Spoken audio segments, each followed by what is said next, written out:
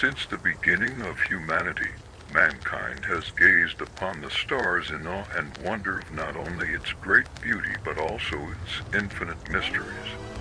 For uncertainty is mankind's most understood emotion, the unknown, the most tangible thing humans have grasped into for better or for worse. Out of fear or curiosity, man has searched for answers to the questions that have plagued their hearts. The sentience that mankind developed is both its biggest blessing and biggest curse. Paired with mankind's indomitable spirit and willpower, there was almost nothing that couldn't be solved. When the world was a cold, dark, and hostile place, humans found a way to tame it. They brought warmth and light to comfort and guided one another. They created cures for almost all of what ailed them. They even gave better lives to other species, even calling some companions and family. But unfortunately, the more humanity moved to conquer the outside world to create peace, it was the deep waters of mankind's subconscious that brought about the most terrifying duality of man's struggle with nature itself. A question that has plagued the minds of scholars and wise men, kings and fools, men and beasts. Why is there pain and misery in this life? Why must we suffer? Is that all life really? Is there any meaning to this life of suffering? I'm suffering. Please help me. I'm suffering. Please help me. I'm suffering. Woe is me. Why do you make me suffer, God? What have I done to deserve this?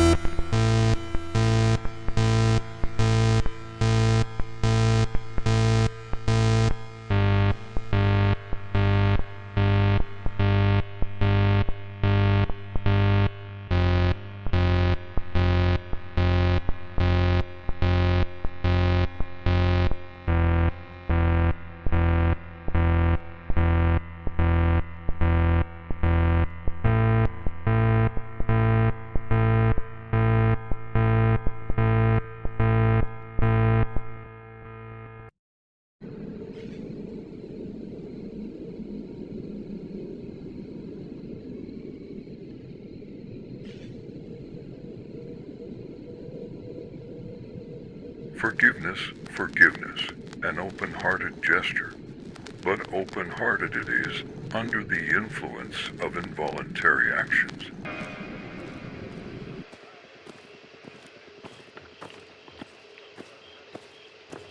He's gone. Poor devil. Didn't have a chance. Humphreys, we've got to get out of here. We're all doomed. It's the Wakefield curse. Let us stop it. It is the curse. We're helpless. There's nothing we can do to save ourselves. Clara, stop it. Humphreys. Now, we can't give up. We've got to find a way out of this place. Follow me. Be careful where you step. Whatever happens, keep your head, Clara, for heaven's sake.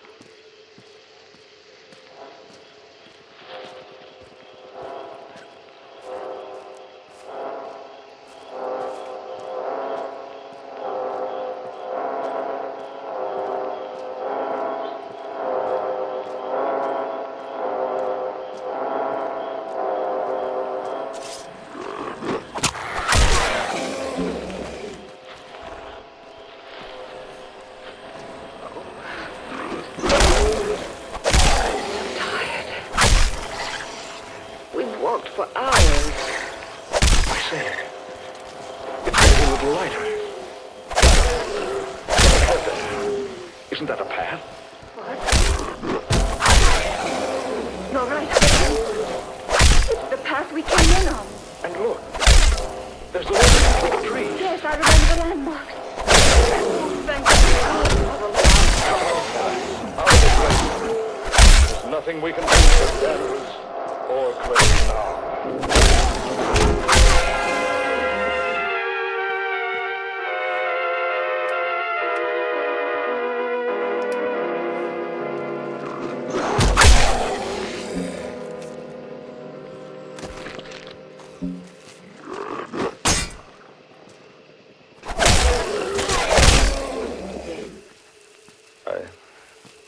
I wonder if you feel as I do. I thought we'd be safe back here in the hotel. I don't know how to describe it, but I have a feeling that this whole business isn't over yet. I know. I've had the same feeling. A feeling that we're not finished with the demon tree. Or that it's not finished with us. Yes, exactly. Here, my room. Better go in and have a drink, Clara. Heaven knows we need one. Yes, I certainly do. What's worrying me is how we're going to explain what happened to Craig and Danvers. Yeah, wait a minute. I'll get the light. There. Humphrey, on the bed there. Good Lord. The branch of a tree about 2 feet long. Humphrey, don't touch it. Look at it. Look at it. A fresh, living branch. Put it down. Oh, Humphreys, I'm getting out of here. Where are you going? Down to the lobby and wait for the stage. Oh, hold on. I'll go with you. Wait, Clara. Wait, it's 3 flights down. Let's take the elevator. All right. We can get the thing up here. It's automatic. Just push the button, it'll come up. Humphrey, look. Someone left the steel gate open. I say, that's dangerous. It certainly is. Humphreys, that branch is pushing me. Stop it! Humphreys! Ah!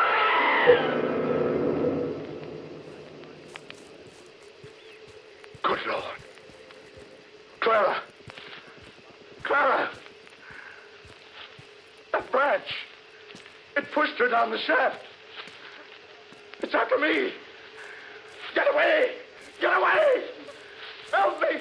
Help me, somebody! The tree! The demon tree! It's choking me!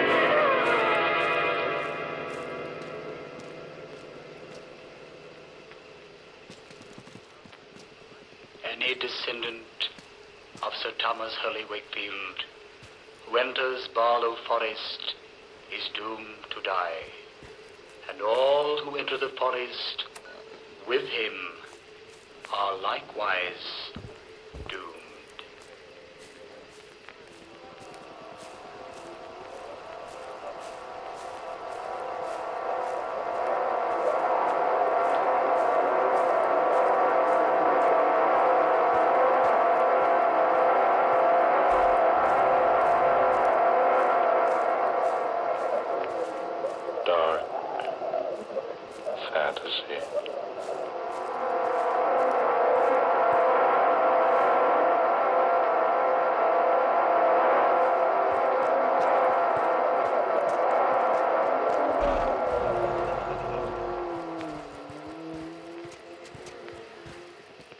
have just heard The Demon Tree, an original tale of dark fantasy by Scott Bishop. Tonight's cast included Eleanor Naylor Corrin as Clara, Ben Morris, who was Humphreys, Garland Moss took the part of Danvers, and Murillo Schofield was heard as Crane. Next Friday night at this time, the National Broadcasting Company will bring you another unusual and fantastic adventure thriller, Men Call Me Mad. The story of another world and the people who inhabit it. An exciting and weird tale of dark fantasy created by Scott Bishop. Dark fantasy originates in the studios of station WKY, Oklahoma City.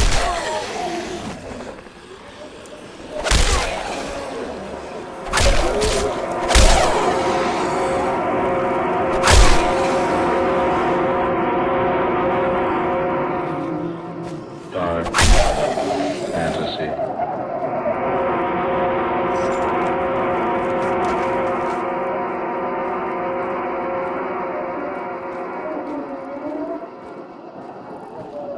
I am the thing from the sea.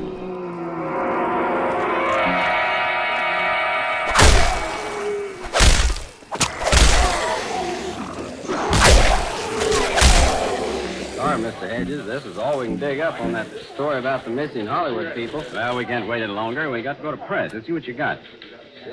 Story from the film Capital. More than a week ago, November 20th to be exact, Philip Hayward, young cinema star of Yesterday's Bread, and the popular actress Judith Johnson set sail for New Zealand aboard Hayward's private yacht.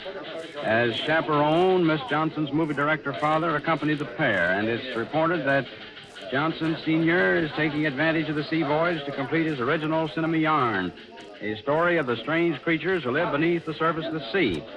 That was more than a week ago. Word's been received from New Zealand that the Hayward yacht's more than 2 days overdue.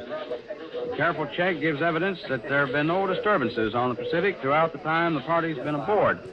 Special searching parties failed to discover the whereabouts of the boat. The question in Hollywood tonight, the question everywhere is, what's happened to the trio aboard the Dolphin? Where are they? Have they become victims of the fantastic creatures created in the imagination of the author-director aboard the yacht? That is this week's Unsolved Mystery. Will it ever be? Oh, that's all right. Boy. Right. Get this down to makeup. Let's get rolling. Right away.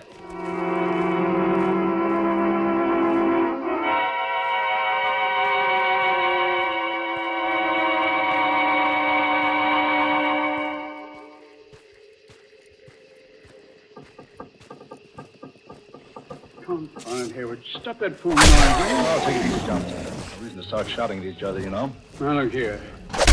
We've been becalmed for 2 days and a night now. We haven't moved a knot one way or the other. I assure you there's nothing wrong with the motors. I've been over them myself.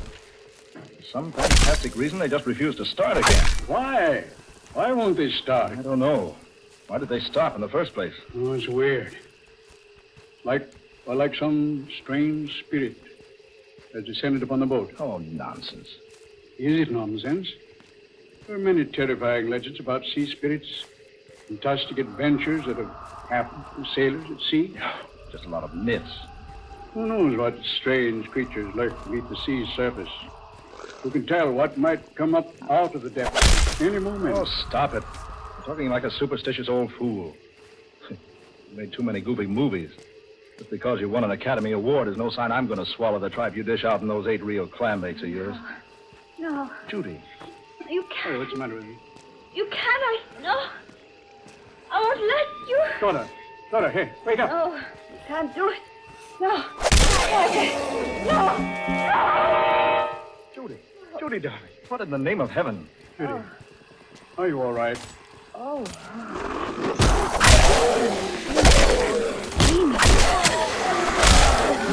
It was horrible. I'd say it was a nightmare.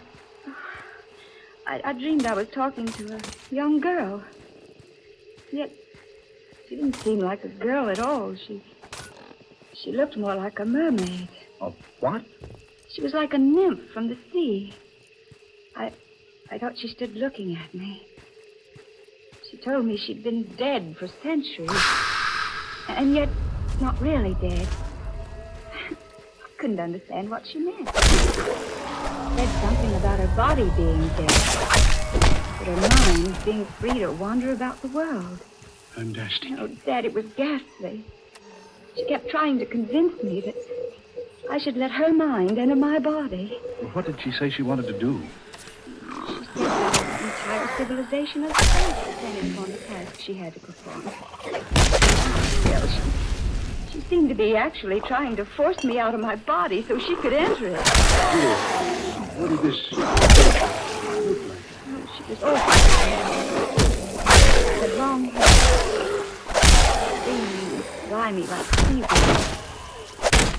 Teeth were brilliant red. They were long and pointed. She kept staring at me with her little beady eyes. They were horrible, for there were no eyelids. She never blinked once. She stared. She stared. What else? It was horrible when she touched me. She had long, narrow fingers with no nails on them, and they were covered with fish-like scales. It's positively the most amazing thing I've ever heard of. Mr. Hayward! Mr. Hayward! Oh, yes, Ned. What is it? Oh, I say, look at the lad. Why, what's wrong, boy? You're pale as a ghost. Mr. Hayward, the dolphin. She's moving. The boat's moving. Good. The men got the motor started. No, sir. That's just it. The motors aren't running, and there's no wind. The boat's making about 20 knots an hour. Why, this boat couldn't possibly move without motors. That's not all. There's a man at the helm steering the boat. And he's a man none of us have ever seen before. Ned, are you sure? Sure as I'm standing here, sir. And he's the strangest thing I've ever seen. Well, let's go have a look at him. Hey, come on. Judith, you best stay here. Oh, no. No, I'm not going to stay here by myself. All right, come along, all of you. Follow me.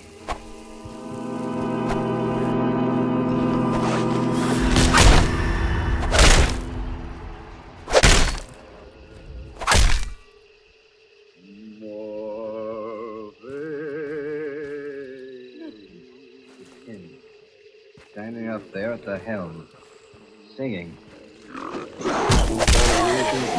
See, Jonty. Easy now. Maybe trouble.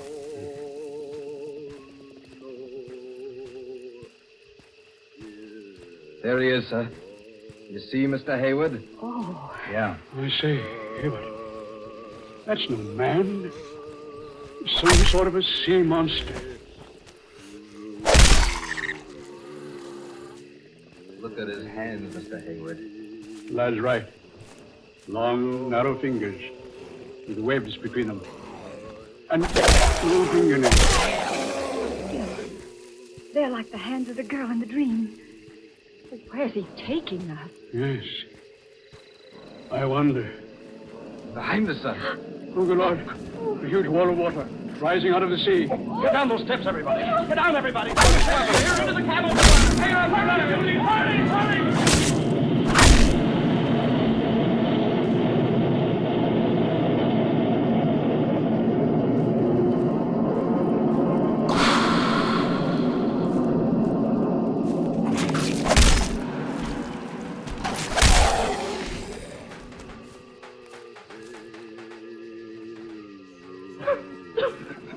I say, everybody all right? Yeah. Yes, I am. Did Judy get down in the cabin? Yes, she made it. Just managed to close the door before the wave hit. You, Judy?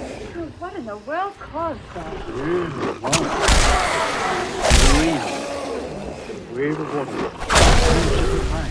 Miracle we didn't capsize. To the port side. Yes, Ned? It's land.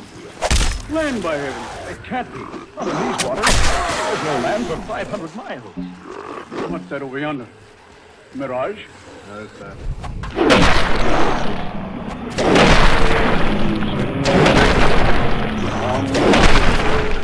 Standing by. All you can see.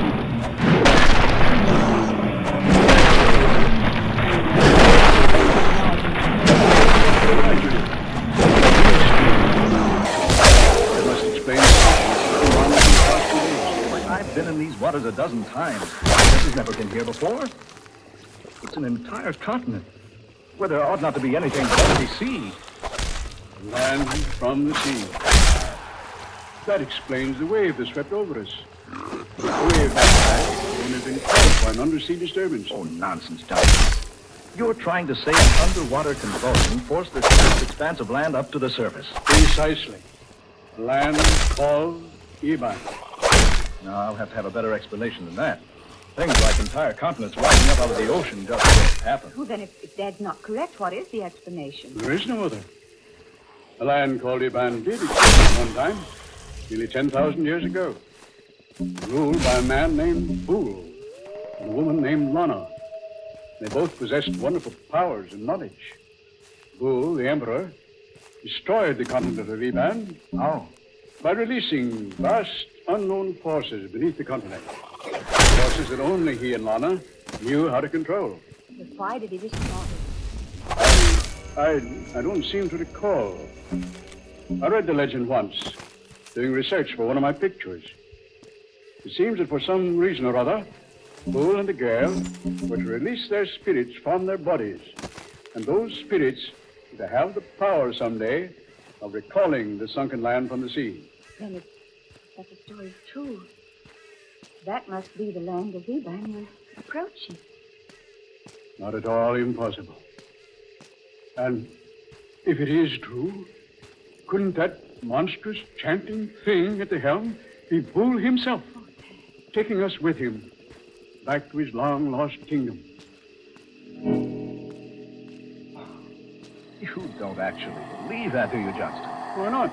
Well, I certainly don't. Well, Phil, what else can we believe? That wave couldn't have swept us off our course enough to put us in sight of this land. Besides, look at it, steaming, and that sultry, foul odor. Land covered with seaweed. There's no one at the helm, sir. That monster's disappeared. Oh, but look, there's someone lying on the deck beneath the wheel. It's a man. Yeah,